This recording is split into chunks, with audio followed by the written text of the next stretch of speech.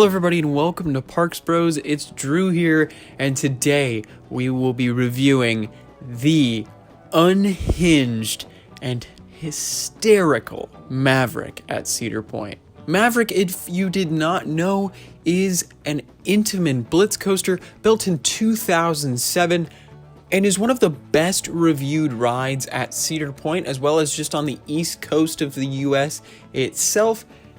In the Golden Ticket Awards, almost every year it is in the top 25 steel coaster list at least. And I would say for a good majority of enthusiasts that visit Cedar Point, this is at least in the top 3 or 4 coasters at the park alone, as well as usually is in most people's top 10s or 20s for sure. Now, of course, that's not necessarily true for everyone, but a vast majority of people I've talked to adore this ride, or they at least love it more than most. I can only think of maybe 1 or 2 people that said they felt kind of meh towards it, but the general consensus seems to be that Maverick is unlike anything else in the States, and I'd actually have to say I agree mostly, but we'll get into that a little later on. First, we gotta figure out how to get to Maverick from every single entrance at Cedar Point, because there are multiple entrances if you did not know. But let's start off at the front entrance right under Gatekeeper, and realistically, you'll just follow one of the 2 main paths all the way to the back of the park. Once you get into a little place called Frontier Town, it will be on the left side of that area of the park. And it's quite hard to miss if you're coming from the left-hand side walkway, but if you're coming from the right walkway, you will run into Steel Vengeance first, and just go right past that. On the left of Steel Vengeance, you'll see the train station, and then Maverick will be right there. Now, from the entrance under Valraven, just go underneath Valraven and take a left on the main pathway. With the entrance next to Windseeker, go all the way to the main pathway in the center of the park, and then turn right and follow that same route you did from the front. And then with the entrance next to Magnum, you want to take a right towards Gemini and then past Steel Vengeance, and you'll find yourself at Maverick. Now, Maverick is actually one of the harder coasters to spot at Cedar Point, but that's because it is really low to the ground for a majority of the ride, I would say. The highest point on the ride is 105 feet tall, and compared to most coasters at Cedar Point, that's actually quite small. But thankfully, it is one of the only coasters at the park to have this beautiful red and tan color scheme.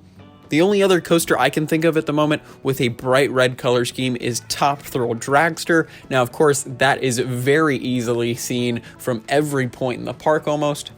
But Maverick, I would say, is actually one of the most beautiful coasters at the park. I actually found myself buying a Coaster Dynamics Nano Coaster model just because of how pretty I think Maverick is. I think it's honestly way prettier than Steel Vengeance, in all honesty. Now, whether it beats out Millie for being prettiest or even Gatekeeper, I don't know. I'd say it's definitely in the top 3 though for most pretty coaster at the park. But to be honest, that really doesn't matter unless you're, taking pictures or shooting some video like I am. So don't be surprised if I start posting some Maverick pictures kind of like crazy in the next coming months on my Instagram, and you can check that out down in the description if you haven't already. But since we've finally found the coaster and its kind of understated entrance that's honestly kind of in a weird spot to me, you'll see a nice shaded area for a majority of the queue as long as the line is not over an hour or so. But the overall theming in this queue actually seems to be the best in the park, with a nice water feature as well as some wooden fence work, and even some interesting statuettes in some of the windows that you'll be able to peer into. But that's about the extent of theming in a queue at Cedar Point, which honestly, the theming in queues and for most rides kind of felt lackluster to me at the park. But Maverick definitely excelled compared to most coasters at the park and most rides at the park in the theming aspect, with just putting little bits of wood everywhere, in all honesty, and that can make a huge difference. But there is a little wooden bridge that you'll walk across until you get into the main switchback section that has some TVs scattered around that switchback area that is completely covered from the sun. So that's actually, it's one of my favorite cues easily at the park, just because there is permanent shade there, so it shouldn't get too hot on the sunny days, which is a great thing when you're waiting at least another 15 to 30 minutes in queue. And just to let you know, if the switchbacks are full all the way to the ending of the building, so it's just getting outside of the covered area, that's about a 30-minute wait depending on fast lane times, or the amount of fast lane users there are in the queue at that time. So honestly, I would wait 30 minutes for it all day, but there were some points in our trip that it got to about 45 minutes to almost an hour, but not really over an hour for any point for our 5-day trip, which I thought was awesome. But one thing to think about is extreme downtime for this ride. There were some days where we went and it went down at least about 4 or 5 times during the day. And there was even one day that we were at the park that it was only open for 10 minutes for the entire day. And there were multiple times where we were in line and then it shut down on us for a very long time, and one that actually ended up with us having to leave the park because it was after park closing. So do keep that in mind with Maverick. I will start getting extremely positive about the ride itself in just a few moments, just to warn you, but a huge drawback with this coaster is just downtime, which honestly I think it's the main drawback, if anything, because I want to go ride it as much as possible, but we only got to ride it maybe about 2/3 of the time that we actually tried because it went down so frequently. But anyways, once you've gotten through all of the switchbacks, you'll head up some staircases up to the station where they will load 2 trains at the same time.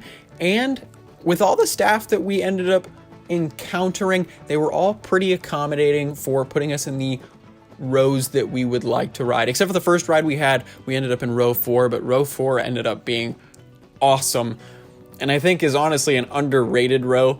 But most of the times we rode, they were totally happy to have us wait for row 1 or row 6. Row 6 is the back row, if you did not know.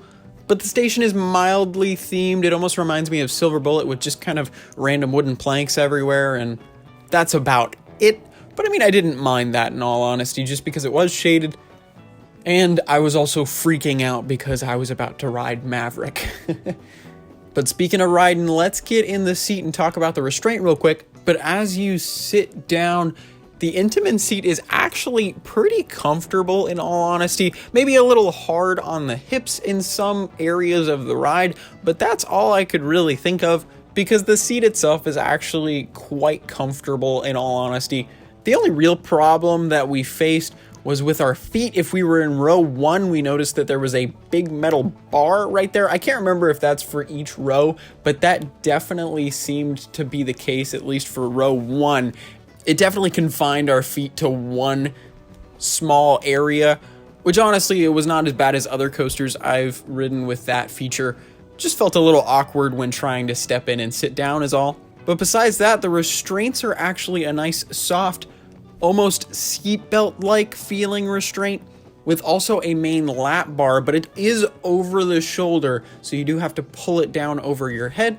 The Restraint, in all honesty, is a little awkward, I would say, at least while you're sitting still, but on ride, it actually was quite accommodating, and I actually thought it was probably the best Restraint possible with how much this ride likes to fling you around. But do keep in mind the lap bar portion of the Restraint itself, it does just go straight across. So it might be uncomfortable if you do have bigger hips, so do keep that in mind if anything. But now that we're sat down and we've also pulled the buckle up from between our legs to hook into our Restraint, we are ready to go, or as the people at Cedar Point would say, all clear and out of here, which I have yet to get out of my head at parks. But they will dispatch 2 trains at once, the first of which will be sent straight up the launched lift hill, and the second of which will sit at the bottom of that until the block section is clear in front of it with the train that just preceded it. So do be warned that the second train will be sitting out in the sun for about 30 seconds before going. But in all honesty, I kind of preferred that because it built up the suspense of, oh, here we are, we're about to go up. And when you finally get moving, it just adds to that complete anticipation of going down that drop. But first, you have a launched lift hill, which is actually quite interesting. It just feels like a quick, smooth lift hill, if anything. It doesn't really feel like a full-on launch. It does give a little bit of a punch at the very beginning of it, but it's nothing extreme. It's just like a little nudge on the small of your back, and you just get going real gracefully.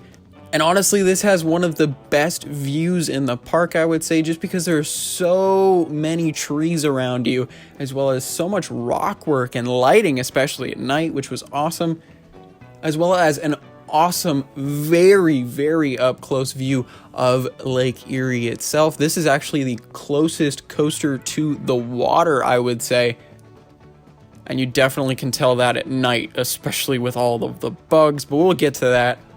But before you know it, you will be cresting that lift hill and going down the 95-degree drop that's 100 feet tall, and it is one of the most forceful drops I've ever experienced. This is a must-do in the back row just for that drop alone, because in the front row it's not that crazy, in all honesty.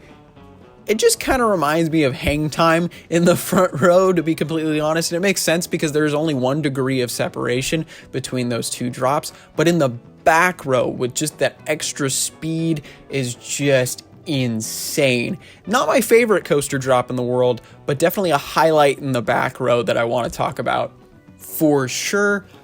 And immediately after that, once you have gone down that drop that gave you an insane push of ejector airtime, you will be shoved back down into your seat pretty forcefully, enough to staple you if you don't have your hands gripping onto your restraint. I learned this the hard way. I tried having my hands up and just immediately got squished back down.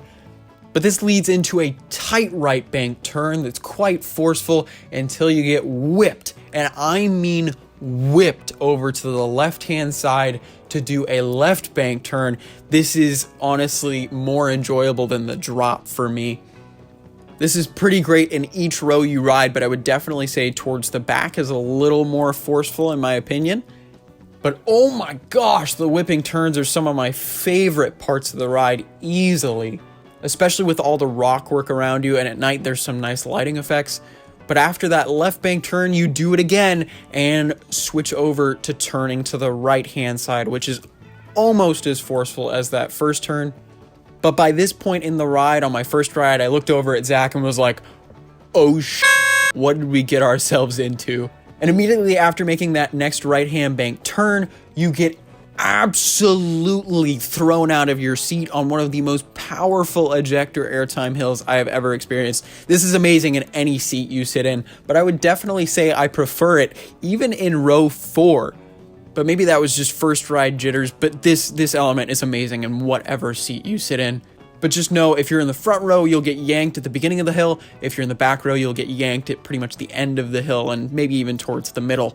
But immediately after completing that insane airtime hill, you'll make a right bank turn, which isn't too forceful compared to the turns before, into the twisted horseshoe roll, which was a first of a kind element on this ride. It's made up in 2 inversions, 2 0G rolls really, but you seamlessly bank into the first 0G roll, which is actually quite forceful and has some nice laterals to it.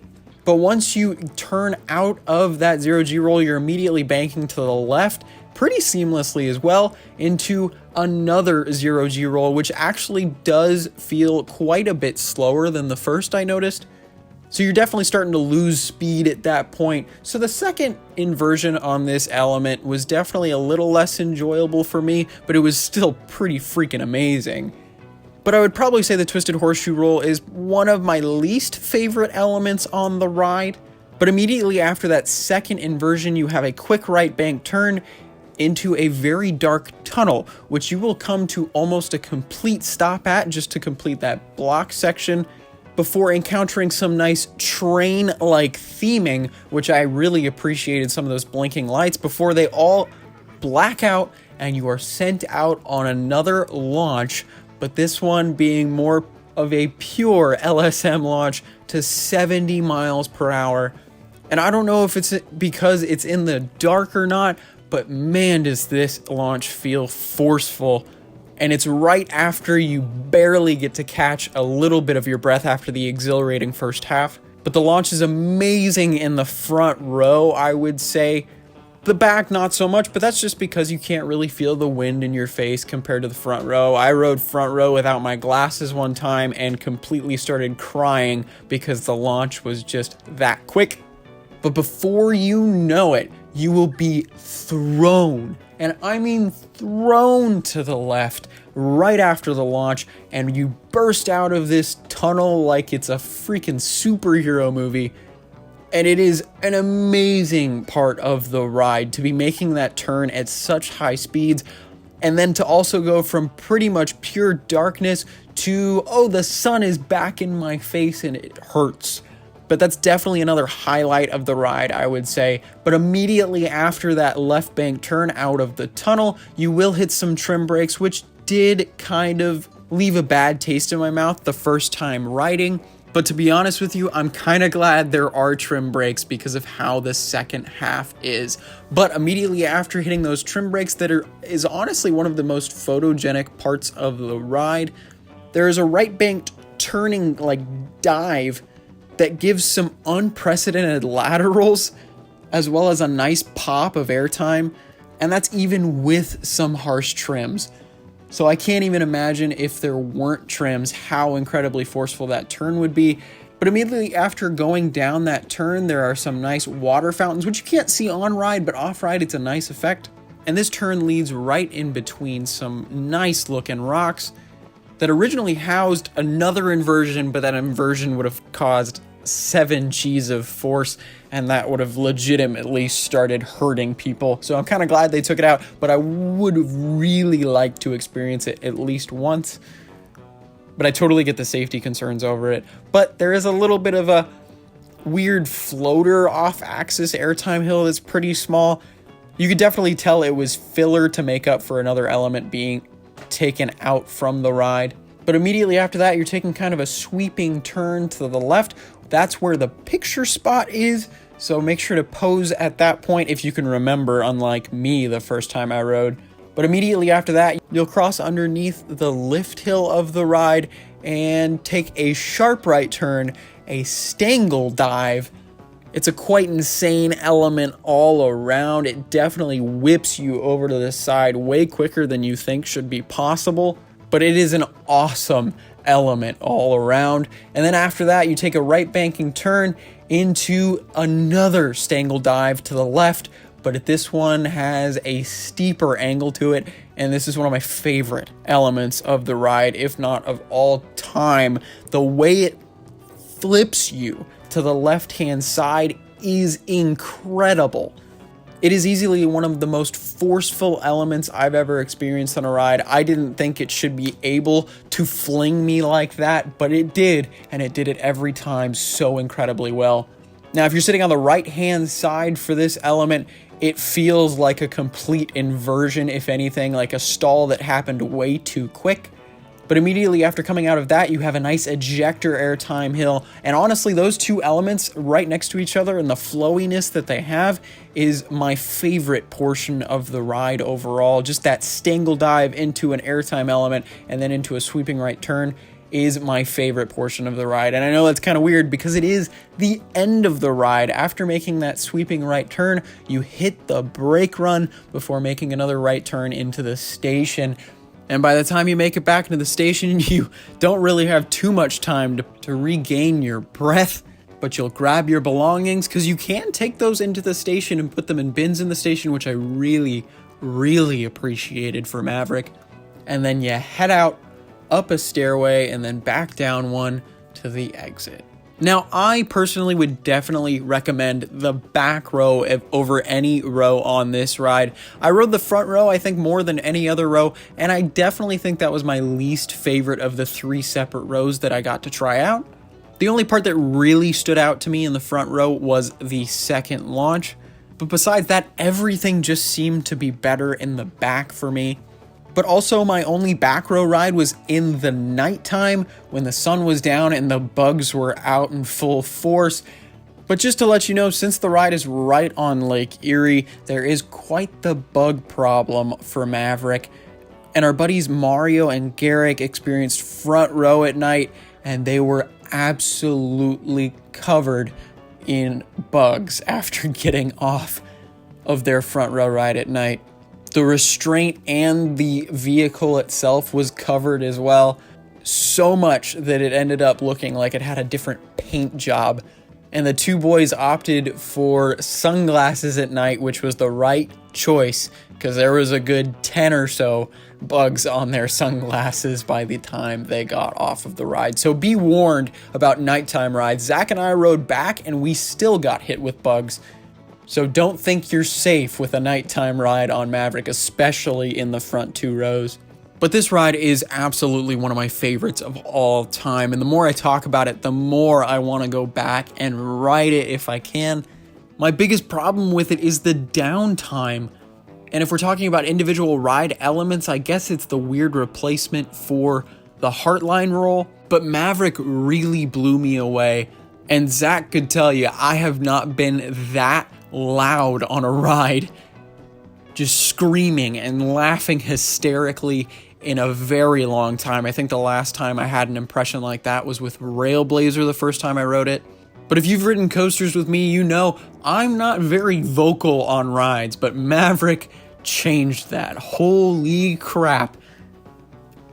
It is a fantastic ride all around, and I would say the closest thing we have to it, believe it or not, is probably Railblazer over on the West Coast. It just matches that intensity in very small portions and definitely has some of the same type of flow to it. But besides that, I would say Manta at SeaWorld San Diego is definitely like the newborn baby Maverick. If anything, has some of the same elements, but at a very much toned down level. But to be completely honest with you, there are two rides at Cedar Point that I just wish were closer, and this is definitely one of them. And to be completely honest with you, it's those same two rides that make me want to go back in the future. And that second one is one I don't think you guys would actually expect. I'll leave that reveal for that review. But let's just get over to an overview of the ride itself.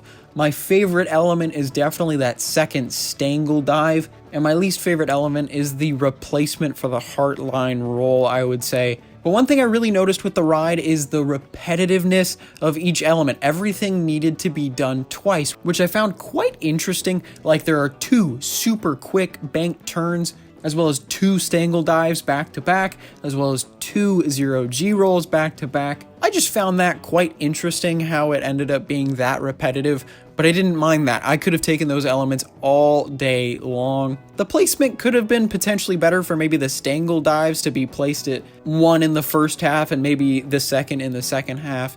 But besides that, I totally think the layout is amazing. But do I think this ride is my favorite of all time? Well, probably not. Although I loved the absolute non-stop intensity as well as the layout and the individual elements, I really just wish it had another 2 or 3 elements within the layout itself. And I know that's getting quite picky, but it did feel very quick in duration. And I know the duration's actually quite long. It's over 2 minutes, I believe. But I guess that's just because I wanted it to keep going forever. But Maverick is definitely something that I miss a heck of a lot from our Cedar Point trip. And I'm pretty willing to go out to Cedar Point again in the near future just to get another 3 or 4 rides on Maverick. Now to go on to the ratings overall, I have a weird rating system. I actually give out 4 separate scores, one for just like a ski slope rating, one for a star rating for fun overall,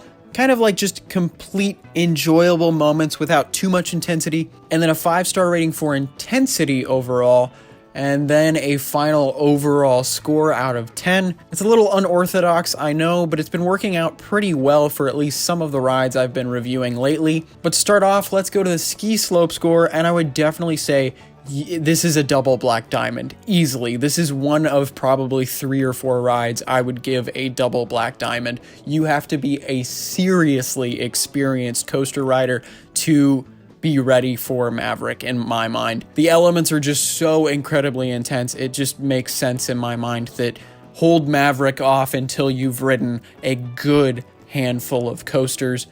That can be quite intense. This definitely should not be a coaster for the kiddies, that is for sure.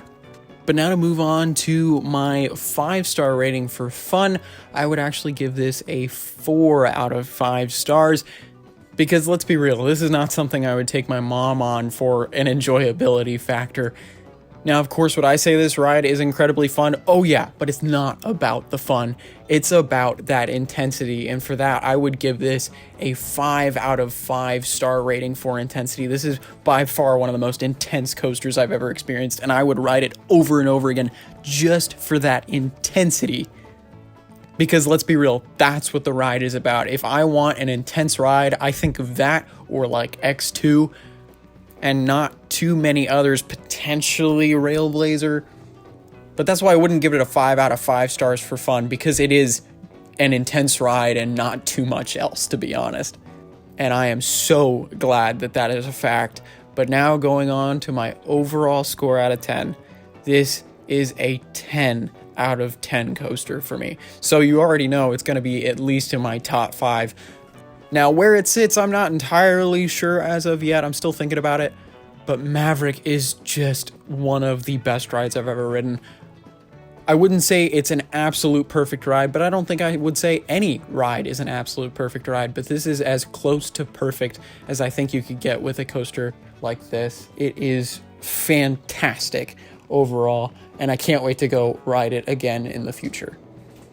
But now you know how I feel about Maverick, and I'm really interested to see what you guys think about my feelings on the ride.